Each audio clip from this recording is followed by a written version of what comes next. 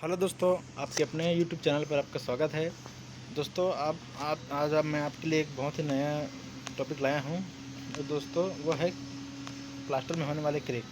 तो दोस्तों आप जब भी देखते हैं कि दीवारों में कहीं कॉलम के पास एकदम जैसे इसमें दिख रहा है ना, जहाँ पर बीम है उसके सीधे में कॉलम भी है, तो वहाँ पर सीधा कॉलम के पास क्रैक आ रहा है। या फिर जैसे होता यह है कि एक दीवार में बीचों बीच क्रैक आ गया, जैसे इसमें दिख रहा है ना। या फिर ये खिड़की या फिर चौखट के जहाँ पर कोना रहता है ज़्यादा वहीं पर क्रैक आता है। एकदम पतला सा क्रैक आएगा है ना, दीवार के कोने में या फिर दीवार के बीच में, या फिर बीम और जो दीवार का जॉइंट रहता है। ठीक है दोस्तों, जैसे यहाँ पर इस जॉइंट में क्रैक आ जाता है, क्योंकि एक कॉलम है और ये दीवार है, तो दोनों के बीच में जो है वो गैप आ जाता है। और जैसे खिड़की में चौखट में इस तरह से क्रैक आते हैं। और जैसे बीम है, जैसे मान चलिए ये जो बीम है ना, दीवार और बीम के बीच में जो है क्रैक आ जाता है। तो ये जो सारे क्रैक है दोस्तों, आज हम उसको जानेंगे कि ये क्यों आता है और हम इसे कैसे बचा सकते हैं।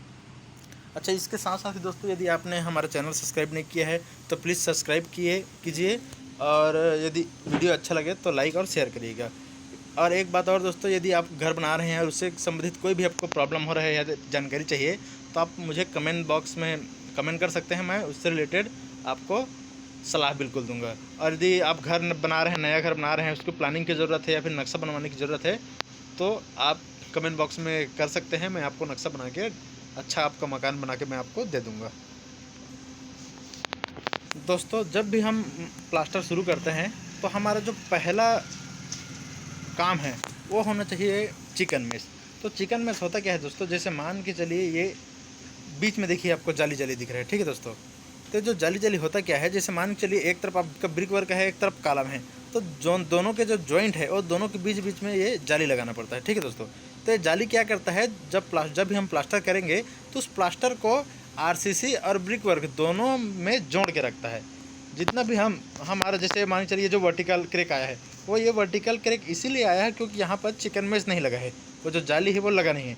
ठीक है दोस्तों, तो जब भी आप प्लास्टर करें, ठीक है दोस्तों, तो आपको जितना भी कॉलम और दीवार के बीच का जो जॉइंट है, इसके साथ साथ ही दोस्तों, जैसे आपका ये जो जितना विंडो और आपका डोर का जो कोना वाला पोर्शन है, यहाँ पर भी आपको जो है दोस्तों मुर्गा जाली जो चिकन में से वो देना है।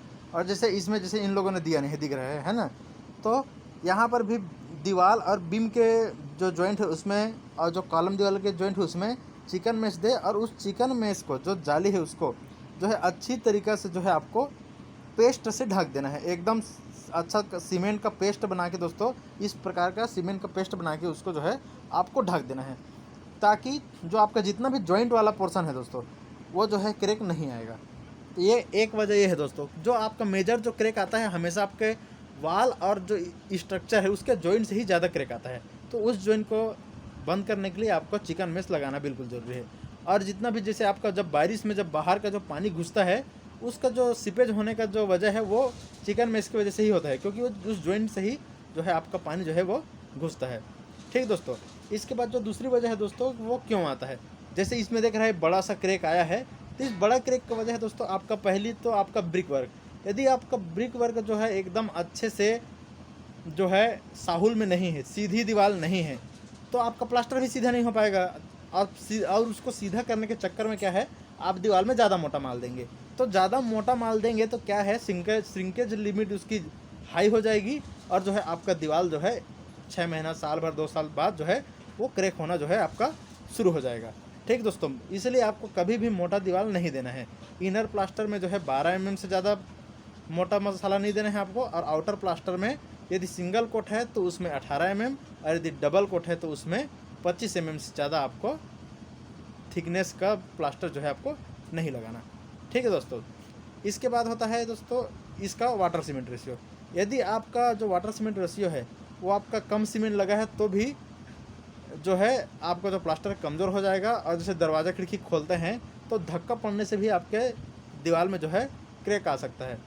इसके साथ ही दोस्तों जो इसका मेन वजह है क्रैक आने का, वो है दोस्तों तरई।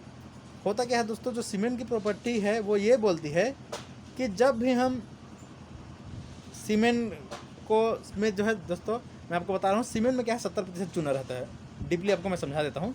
तो चूना जो है क्या है, वो 40 साल तक हीट प्रोड्यूस करता है, मतलब 40 साल तक जो है वो पानी के साथ जो है क्रिया करता रहता है। तो आपका जो जितना भी दीवार है, चाहे ब्रिक वर्क हो, चाहे प्लास्टर हो, चाहे आरसीसी हो, वो क्या है 40 साल तक रिएक्शन करता रहता है, वो हीट बनाते रहता है। ठीक दोस्तों, गर्म होते रहता है। वो जो हीट है क्या है, वो उसको निकलना चाहिए। तो हीट क्या है, जब हम जितना ज़्यादा उसमें तराई करते हैं दोस्तों, जितना ज़्यादा हम प्लास्टर में तराई करेंगे उतना ज़्यादा उसको हीट को जो है एब्जॉर्ब होगा।